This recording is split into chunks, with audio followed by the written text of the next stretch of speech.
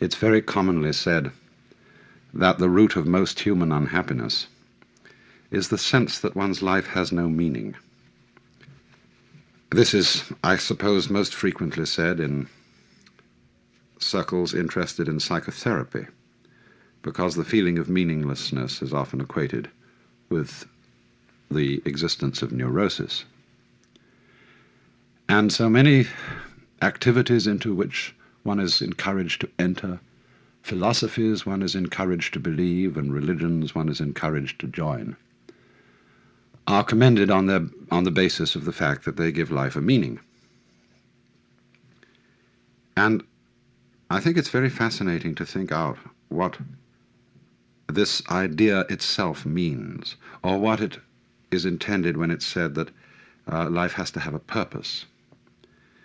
I remember so well as a child listening to sermons in church in which the preacher would constantly refer to God's purpose for you and for me, and I could never make out what it was, because when questioned about this, the reverend gentleman seemed to be evasive. What is the purpose of God for the world? We used to sing a hymn too, God is working his purpose out as year succeeds to year. And the nearest clue one got to it was in the sort of refrain of the hymn. Nearer and nearer draws the time that shall surely be, when the earth shall be filled with the glory of God as the waters cover the sea. And, of course, that raises the question, what is the glory of God? Well, now, it's pretty obvious, I think, that when we talk about life having or not having a meaning, we're not using quite the ordinary sense of the word meaning as the attribute of a sign. We're not saying, are we, that we expect this natural universe to behave as if it were a collection of words, signifying something other than themselves. It isn't a point of view which would reduce our lives and the world merely to the status of signs. And it's obviously in some different sense than that that Goethe wrote his famous lines at the end of Faust, Alles Vergängliche ist nur ein Gleichnis. Forgive my pronunciation of German. All that is mortal or all that is perishable is but a symbol. And so, a symbol of what? What do we want to feel? What would satisfy us as being the meaning behind this world? It's so often, you know, that we don't follow our ideas and our desires through. Most of the things that we want very fervently are things that we've only half glimpsed. Our ideals are very often suggestions, hints, and we don't know really exactly what we mean when we think about it. But there is this obscure sense in which we feel that life ought to have significance and be a symbol in at least that sense, if not just so arid a symbol as a mere sign. Or it also may mean that life is meaningful. An individual feels that his life amounts to something when he belongs and fits in with the execution of some group enterprise. He feels he belongs in a plan. And this too seems to give people a sense of great satisfaction. But we have to pursue that question further too. Why is it that a plan, why is it that fellowship with other people gives the sense of meaning? Does it come down perhaps to another sense of meaning, that life is felt to be meaningful when one is fully satisfying one's biological urges,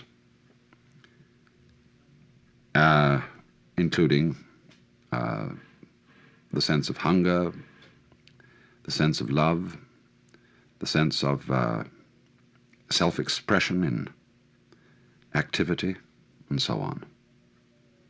But then again, we have to push that inquiry further. What do our biological urges really point towards? Are they just, however, things always projected towards a future? Is biology and its processes nothing but going on towards going on towards going on? Or there's a fourth and more theological sense of the meaning of life. In all theistic religions, at any rate, the meaning of life is God himself. In other words, all this world means a person. It means a heart. It means an intelligence. And the relationship of love between God and man is the meaning of the world. The sight of God is the glory of God, and so on. But again here, there's something to be further pursued. What is it that we want in love with a person, and even a person in the sense of the Lord God? What is the content of it? What is it that we are really yearning after? Well, now, if we go back to the first point, taking Goethe's words that all that is transitory is but a symbol, and that we want to feel that all things have significance, it does seem to me that there's a sense in which we often use the word significance, where the word seems to be chosen quite naturally, and yet at the same time it's not quite the right word.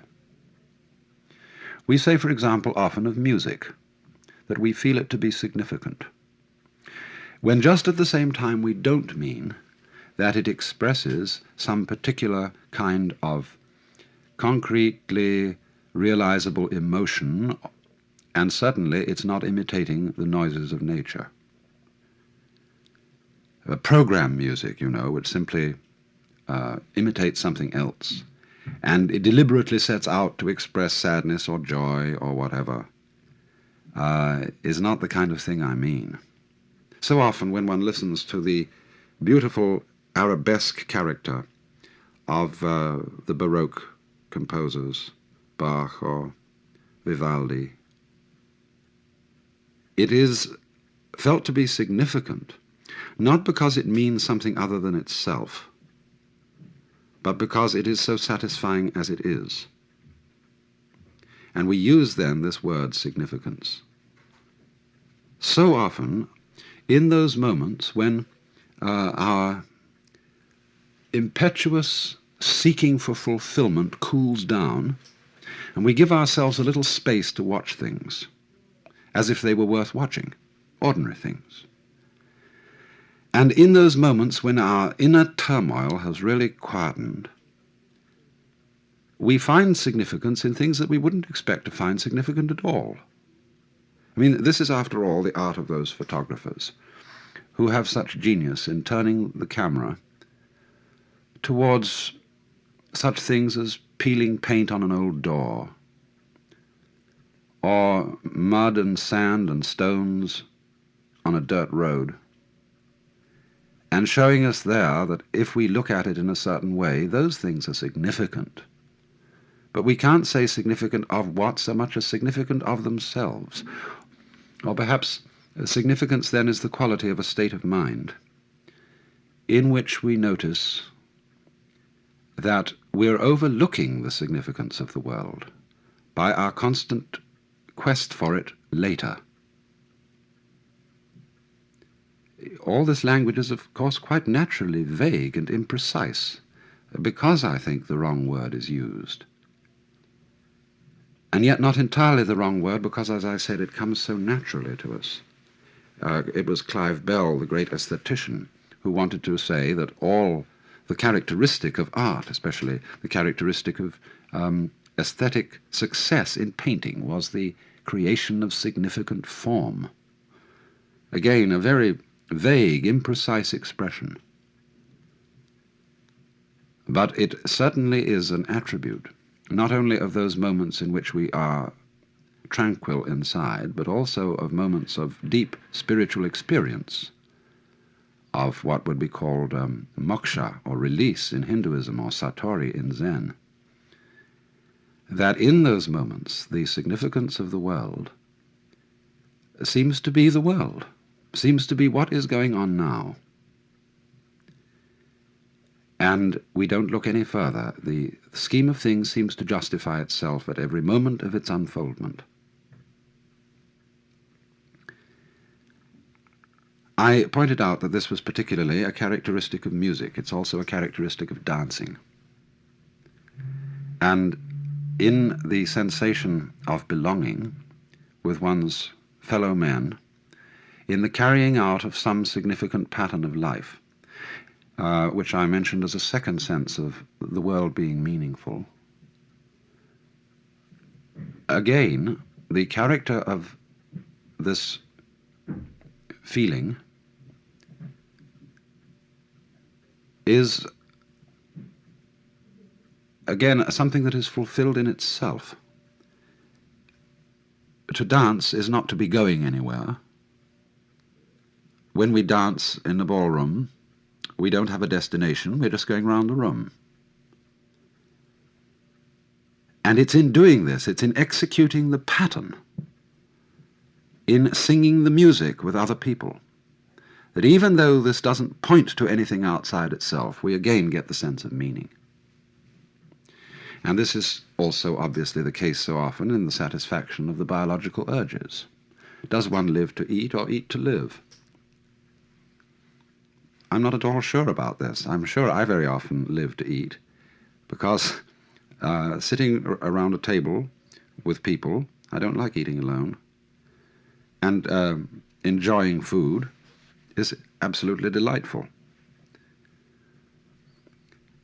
And we're not thinking when we do this, at least certainly I'm not, that we have to eat because it's good for us, and that we've got to throw something down the hatch, as Henry Miller said, and swallow a dozen vitamins, just because our system needs nourishment. I remember quite recently there was an article in the Consumer Reports about bread, and there had been some correspondence and protests saying that the bread one bought, white bread one buys in the stores, is perfectly inedible and lacking in nutrition, and that it was much better to eat peasant-type breads, rough pumpernickel and things of that kind. And the experts replied that our white bread is perfectly full of good nutrients, and there's nothing really the matter with it at all. Well, I felt like saying, it isn't a matter perhaps of the bread being deficient in the essential vitamins. Bread isn't medicine, it's food, and one's complaint against it is that it's bad cookery. It tastes of nothing. And we do tend, don't we, to look upon food so often for what it will do for us rather than the delight of eating it. But if the satisfaction of biological urges is to mean anything, surely the point of these urges is not the fatuous one of mere survival, of, we might say, the point of the individual is simply that he contributes to the welfare of the race. And the point of the race is that it reproduces itself, to reproduce itself, to reproduce itself, and keep going. Now that isn't really a point at all. That's just fatuous. Surely the race keeps going because going is great, because it's fun. And if it isn't, and never will be, then there's no point, obviously, in going. I mean, looking at it from the most hedonistic standpoint. But then when we come to the question, what is fun? What is the joy of it? Again, we come down to something that can't very well be explained in the ordinary language of meaning, of leading to something else. And this, I think, becomes preeminently true if we think of it in theological language, that the meaning of life is God. In any of the theistic religions, what is God doing? What is the meaning of God? Why does he create the universe? What is the content of the love of God for his creation? Well, there's the frank answer of the Hindus that the Godhead manifests the world because of lila, which is the Sanskrit word for play. And this is likewise said in the Hebrew scriptures, or the Christian Old Testament, in the book of Proverbs, where there is a marvelous speech by the divine wisdom, Sophia, which, in describing the function of the divine wisdom in the creation of the world, in other words, is a manifestation of the wisdom of God, wisdom uses the phrase that in producing men and animals and all the creatures of the earth, wisdom is playing, and it was the delight of wisdom to play before the presence of God. And when it is likewise said in the scriptures that the Lord God created the world for his pleasure, this again means, in a sense, for play. And certainly this seems to be what the angels in heaven are doing according to the traditional symbolic descriptions of heaven. They are ringed around the presence of the Almighty, calling out, Allelujah, Allelujah, Allelujah, through all eternity. Well, Allelujah may have meant something originally, but as it's used now, it doesn't mean anything except, well, in our own slang, whoopee. It's an exclamation of nonsensical delight. And it was Dante in the Paradiso who described the song of the angels as the laughter of the universe. And this sense of nonsense as the theme of the divine activity comes out also very strongly in the book of Job. I always think that the book of Job is the most profound book in the whole Bible, Old Testament and New Testament, because here is the problem of the man, the righteous man, who has suffered, and all his friends try to rationalize it and say, well, you must have suffered because you really had a secret sin after all and deserve the punishment of God, or because rationalize it somehow. And when they've had their say, the Lord God appears on the scene and says, who is this that darkeneth counsel with words without knowledge? And then proceeds to ask Job and his friends a series of absolutely unanswerable conundrums, pointing out all the apparent irrationality and nonsense of his creation. Why, for example, he said, do I send rain upon the desert where no man is? Most commentators on the book of Job end with the remark that, well, this poses the problem of suffering and the problem of evil, but doesn't really answer it. And yet in the end himself, Job seems to be satisfied. He somehow surrenders to the apparent unreasonableness of the Lord God. And this is not, I think, because Job is beaten down and that he's unduly impressed with the royal, monarchical, and paternalistic authority of the deity and doesn't dare to answer back. He realizes that somehow these very questions are the answer. I think of all the commentators on the book of Job, the person who came closest to this point was old G.K. Chesterton. He once made the glorious remark that it is one thing to look with amazement at a gorgon or a griffin, a creature who doesn't exist, but quite another thing to look at a hippopotamus, a creature who does exist and looks as if he doesn't. In other words, that all this strange world, with its weird forms, like hippopotami, and when you look at them from a certain point of view, stones and trees and water and clouds and stars, when you look at them from a certain point of view and don't take them for granted, they're as weird as any hippopotamus, or any imagination of fabulous beasts of gorgons and griffins and things like that. They are just plain improbable. And it is in this sense, I think, that they are the Allelujah as it were, the nonsense song. Why do we love nonsense? Why do we love Lewis Carroll with his "'Twas brillig and the slithy toves did gyre and gimble in the wabe, all mimsy were the borogroves and the mumraths outgrabe"?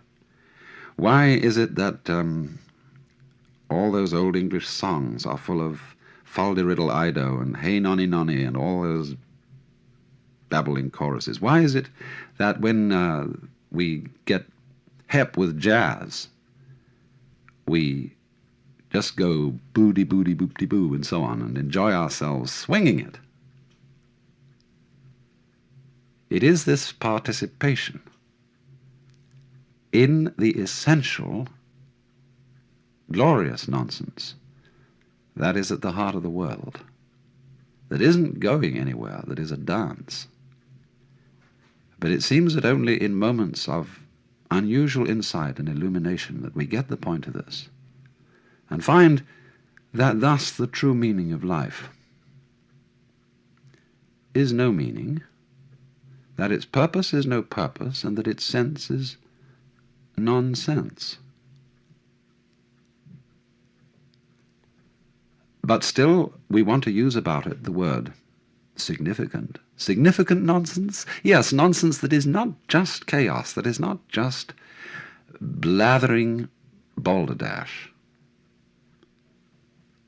but that has in it rhythm, fascinating complexity,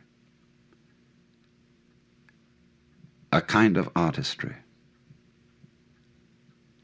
It is in this kind of meaninglessness that we get the profoundest meaning.